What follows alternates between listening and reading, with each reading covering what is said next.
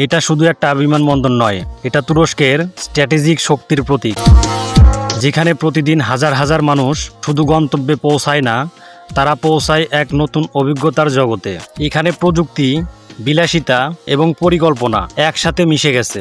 আজকে আমরা ঢুকে পড়ব ইস্তানবুল এয়ারপোর্ট, যেখানে প্রতিটি গেট যেন এক একটা গল্প বলে।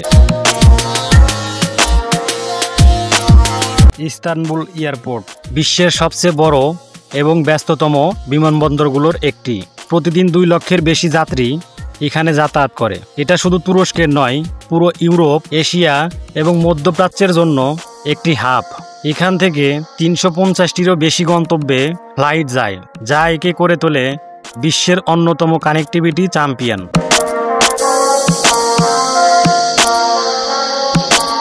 এই এয়ারপোর্টে প্রযুক্তির ব্যবহার একেবারে ফিউচারিস্টিক। যাত্রীরা বায়োমেট্রিক স্ক্যান দিয়ে প্রবেশ করে, পাসপোর্ট ছাড়াই বোর্ডিং ব্যাগেজ ট্র্যাকিং হয় এআই এবং RFID দিয়ে।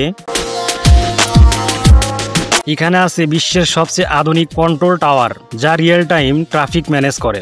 ইস্তানবুল এয়ারপোর্ট শুধু যাত্রী পরিবহনের জন্য নয়, এটা তুরস্কের অর্থনৈতিক এবং কূটনৈতিক শক্তির অংশ।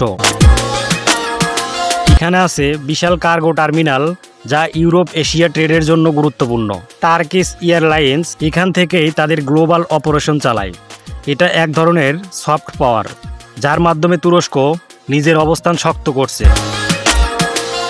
যাত্রীদের জন্য এখানে আছে বিলাসবহুল লাক্সারি লাউঞ্জ, স্লিপ পড এবং বিশাল ডিউটি ফ্রি শপিং জোন। মুসলিম যাত্রীদের জন্য আছে আলাদা পিয়ার রুম, শিশুদের জন্য প্লে জোন এবং ট্রানজিট যাত্রীদের জন্য আছে ফ্রি শাওয়ার।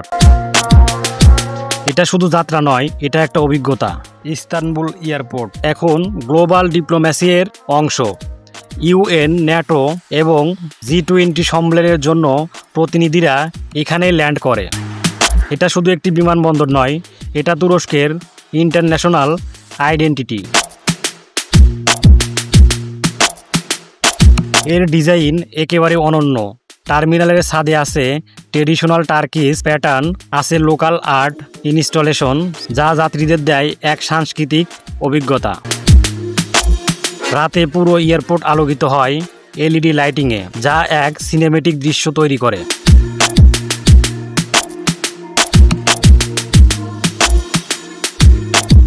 ইস্তানবুল এয়ারপোর্ট শুধু ভবিষ্যতের বিমানবন্দর নয়, এটা ভবিষ্যতের তুরস্ক।